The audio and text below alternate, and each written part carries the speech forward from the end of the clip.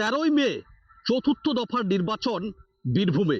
আর বীরভূমে ভোট মানেই এই গণতন্ত্রের শ্রেষ্ঠ উৎসব, ভোট মানেই হিংসার ছবি উঠে আসে, বিশেষ করে লালমাটির জেলা বীরভূমে।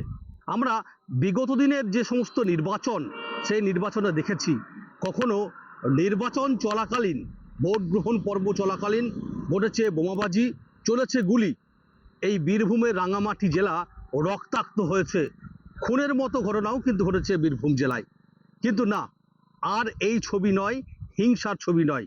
এবার শান্তিপূর্ণ এবং অবাধ নির্বিঘ্নে যাতে ভোট হয়, সেই বার্তা নিয়ে এবার রাঙামাটি জেলায় বাউল গানের মধ্য দিয়ে প্রচার করছেন। বীরভূম জেলার বাউলের জায়গা, এ সমস্ত বাউলের এখানে জন্ম আমরা জানি।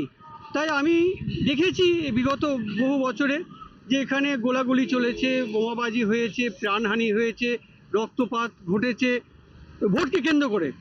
তাই আমি কেন্দ্র এবং রাজ্য নির্বাচন কমিশনের সম্মানিত শিল্পী হয়ে সামাজিক দায়বদ্ধতা মাথায় রেখে আমি বিভিন্ন জেলায় জেলায় নিঃস্বার্থ বিনা পারিশ্রমিকে ঘুরে বেড়াচ্ছি, যেন নিজের ভোট মানুষ নিজে দিতে পারে, নির্ভয়ে ভোট দিতে পারে, ভোট দানে কেউ যেন পিছিয়ে না যায়।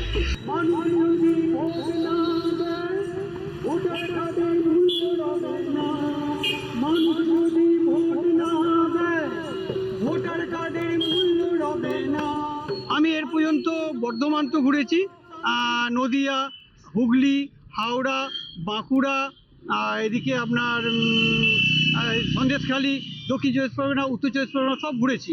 আমি এরপর যাব শিলিগুড়ি, দার্জিলিং, অন্য জেলায়, সব জেলায় কভারেজ করতে আমি যাব।